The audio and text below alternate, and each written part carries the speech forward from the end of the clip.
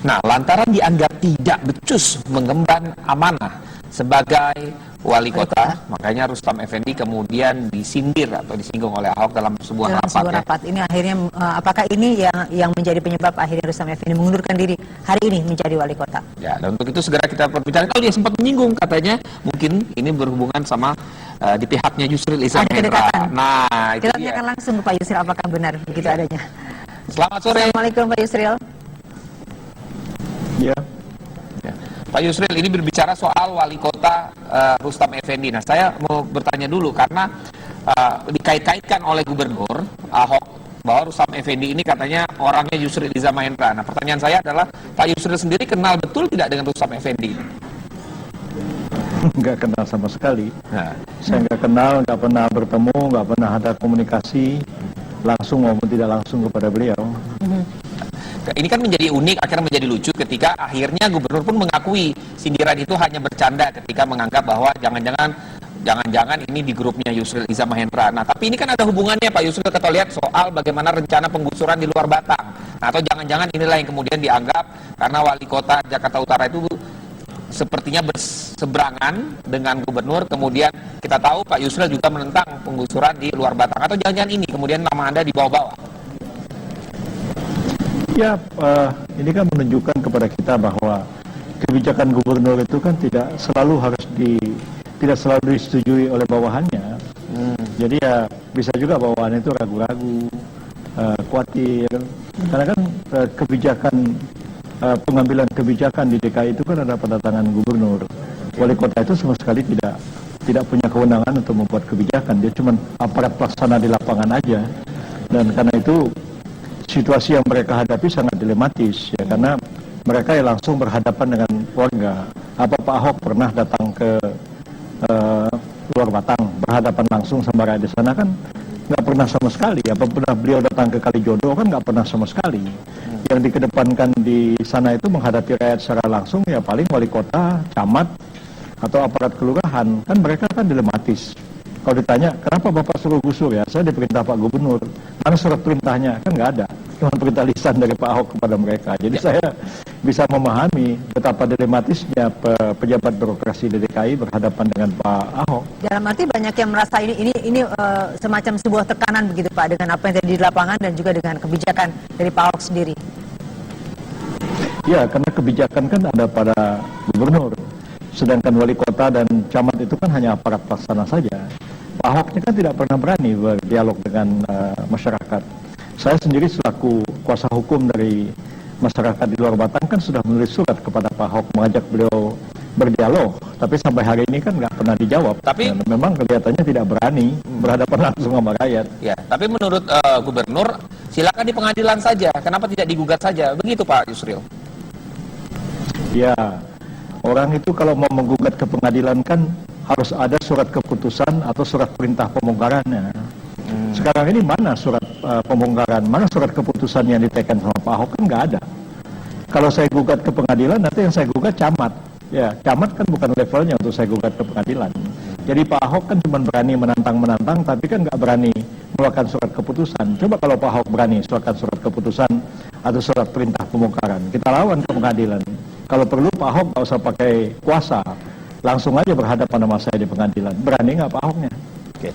Jadi artinya Pak Yusril, kalau saya kembali kaitkan lagi dengan apa yang terjadi dengan pengunduran diri seorang wali kota Jakarta Utara Rustam Effendi, mungkin salah satunya adalah faktor ini tadi ya, karena dilematis ada permintaan atau tugas yang diemban oleh wali kota atas perintah gubernur yang tidak ada surat kuasa, tidak ada surat perintahnya, begitu? Nggak ada. Mana ada surat perintahnya? Mana ada surat perintah pembongkaran?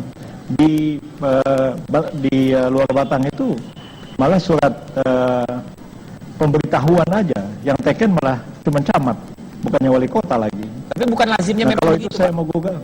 Pak Yusril, memang lazimnya bukan surat itu, memang wali kota juga bisa memang mengeluarkan surat perintah karena sebagai penanggung jawab kota administratif kan Pak Yusril. Jadi memang wali kotanya lah yang dia kan tidak punya kewenangan kebijakan. Kebijakannya kan ada pada gubernur. Beda dengan wali kota Bekasi misalnya, itu dipilih langsung oleh rakyat. Dan dia bertanggung jawab kepada DPRD. Dia bisa membuat kebijakan, dia bisa mengeluarkan surat keputusan.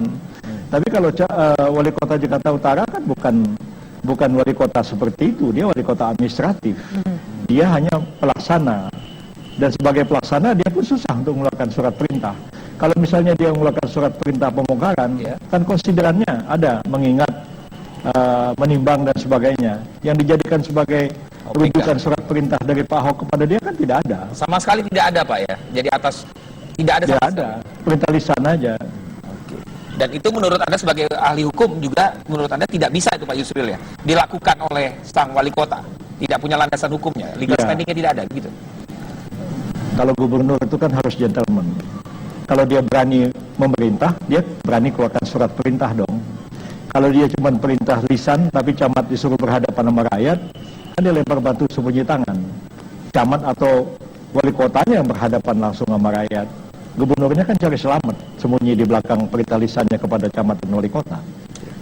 Kalau begitu, mengapa tidak dilakukan oleh wali kota yang lain, Pak, atau pejabat-pejabat di Pemprov yang lain? Kalau memang hal itu merupakan dilematis bagi seluruh para pemimpin di bawah jajarannya Ahok. Anda itu membandingkan wali kota Jakarta dengan wali kota Bekasi, wali kota Bandung itu beda. Tidak, wali kota yang lainnya, Pak, misalnya. Wali kota di Jakarta Barat, misalnya. Sama dilematisnya. Tapi pemongkaran yang banyak sekali kan terjadi di Jakarta Utara. Dan ini yang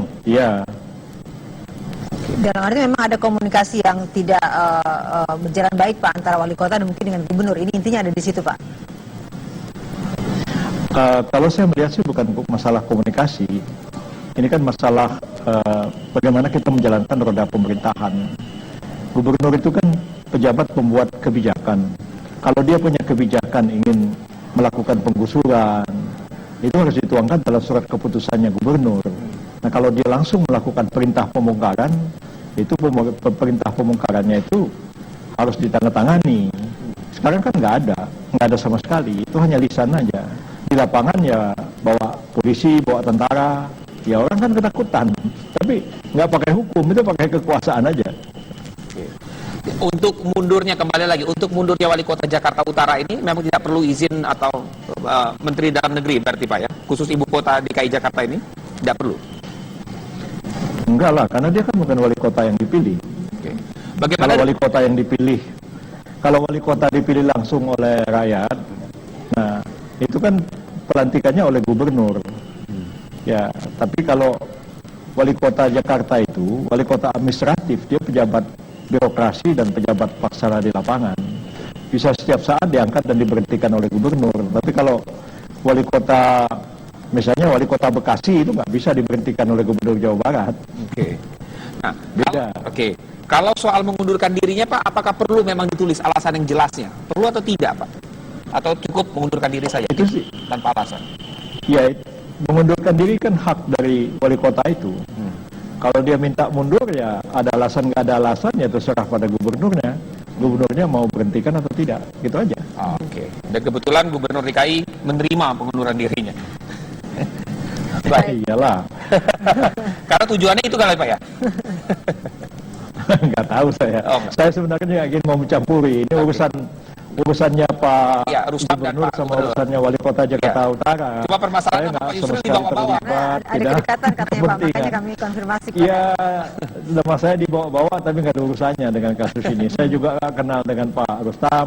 Kan Anda bilang, oh saya ini temannya Pak Rustam. Ya bukan, saya orang sekampung sama Pak Ahok. Saya ini temannya Pak Ahok, bukannya temannya Pak Rustam.